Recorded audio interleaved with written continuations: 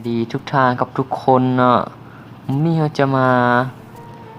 มาบอกวิธีเกี่ยวกับเพลงลงใส่ Unit Pad เนาะเห็นบ่อันนี้นะแอปนี้เดี๋ยวเลยเบิ่งก่อนมันจะว่าแอปนี้แหละจะลองเอาเพลงใส่จังไหนเนาะมาเบิ่งกันขั้นตอนทำอิฐเราจะเข้าไป YouTube แล้วพิมพ์คำเพลงที่เราต้องการเนาะเพลงอย่างก็ได้บางเพลงมันก็อาจจะบ่มีให้เนาะสมมุติเราอยากได้เพลงอันนี้เนาะลองเขียนกันเริ่มเกอร์alone เขียนวิด O-N-E ขีดบอร์ด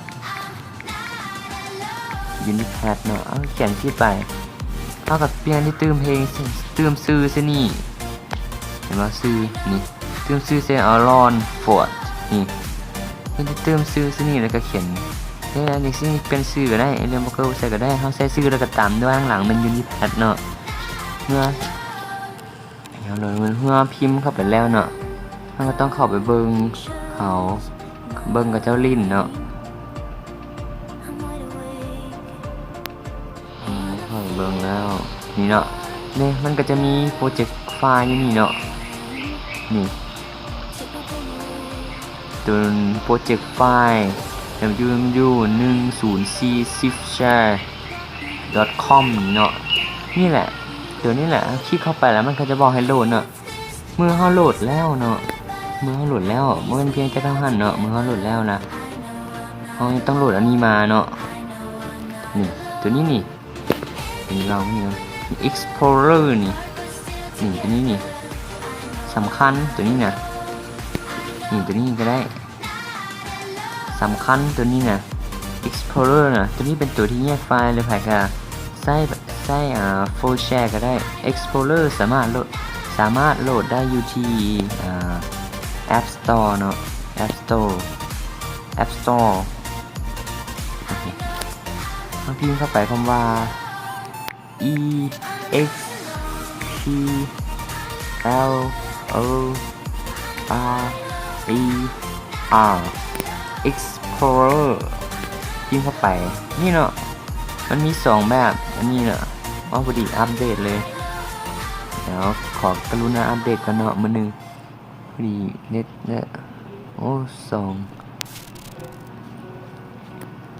มันมีการปรับปรุงใหม่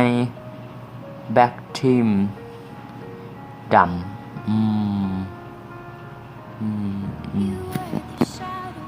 พอดีว่าเนี่ยเมื่อเขาโหลดแล้วเดี๋ยวอัปเดตกันผู้ที่คิดว่าตัวนี้เป็นการโหลดเลยนี่กำลังติดตั้งเนาะเมื่อเขาโหลดอันโปรเจกต์ไฟล์นั้นแล้วเนาะเขาสามารถเข้ามานี้เลยหรือว่าโหลดอันนี้ไว้ท่าก่อนก็ได้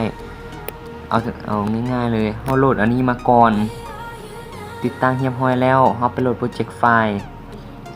เขาแล้วเราก็มาเข้า Explorer นี่แล้วเราก็ซอกเนาะเราก็มาคิดว่า storage อันผิดก็ขออภัยเนาะอันผิด storage ต้องคลิกเข้ามานี่ดาวน์โหลดนี่คลิกเข้ามาบ้องดาวน์โหลดที่เขาโหลดโปรเจกต์ไฟล์ตัวนั้นไปแล้วเนาะถ้าการคลิกเข้าไปเข้ามาดาวน์โหลดนี่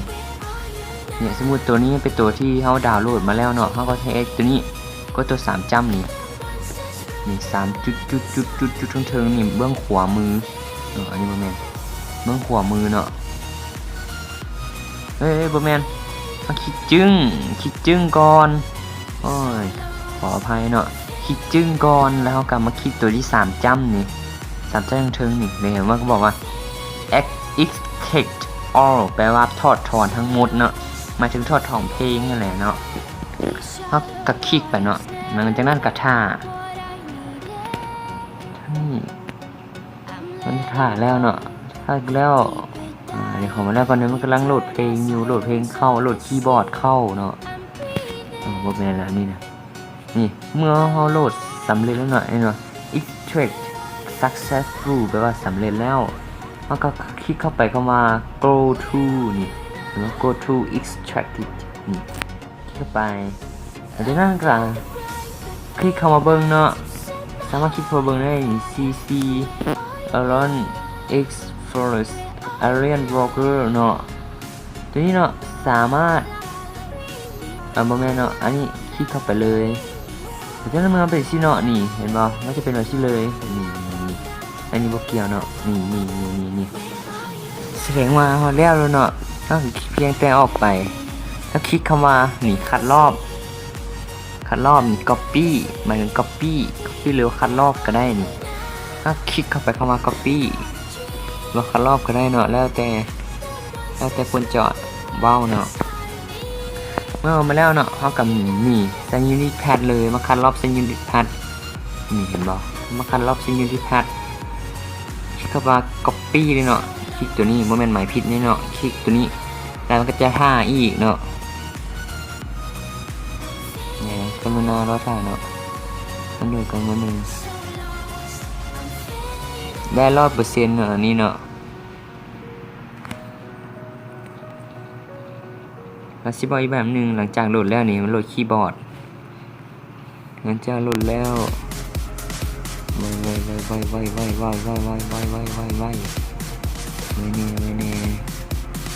นี่หลังจากโหลดแล้วมันเป็นแบบนี้เนาะนี่คีย์บอร์ดแบบนี้เห็นแล้วเนาะสิบอกอีกอย่างนึงก็คือว่าเฮาบ่ได้คัดลอกตัวนี้เนาะ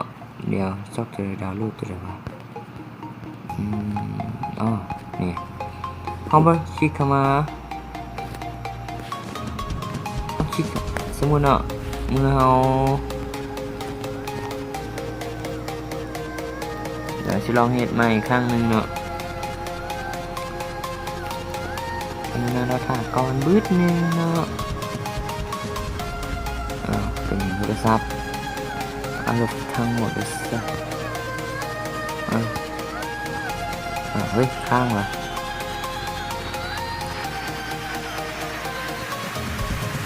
นี่เมื่อไม่เนาะเราบ่ได้คัดรอบตัวนี้เนาะเราบ่ได้คัดรอบเข้าไปเนาะเราบ่ได้คัดรอบตัวนี้มาใส่เลยซ้ำจะบ่ได้เนาะเราต้องคลิกเข้ามันอีกเทื่อนึงเนาะนี่นั่นเลยเราจึงมาคัดรอบตัวนี้ได้เนาะคัดลอกตัวนี้มันไม่ต้องคัดลอกตัวหัวข้อนี่มันนี่น่าจะเข้าใจนั่นแหละกระเบิดเท่านี้เนาะถ้าอยากได้สกินอันนี้เนาะได้สกินยูนิทัศตัวนี้เดี๋ยวซีเอาลิงก์ไว้ให้นี่เห็นบ่นี่เพลงที่โหลดมานี่Alone Explorers ตัวที่เขาแตกไฟล์ไปนั่นแหละอันนี้จะเบอร์ลินให้เบิ่งเนาะคลิปก่อนๆให้5,000อยากได้บ่แม่นเนาะคลิปก่อนๆก็ลินมึกอยู่เนาะคลิปที่ผ่านมาก็ลินอยู่สามารถเข้าไปเบิ่งได้เนาะถ้าใครมักก็อย่าลืมกดไลค์กดแชร์เนาะเพื่อเป็นกำลังใจในคลิปหน้ามื้อนี้ก็บ่มีหยังหลายเนาะก็น่าจะจบไปเพียงเท่านี้แหละเนาะนี่ก็บ่มีหยังหลายเนาะมื้อหน้าจะมาลินเพลงAlien Walker Faded ให้ฟังเนาะมื้อหน้าคลิปหน้าเนาะก็ต้องขอจบไปเท่านี้เนาะบายทุกคน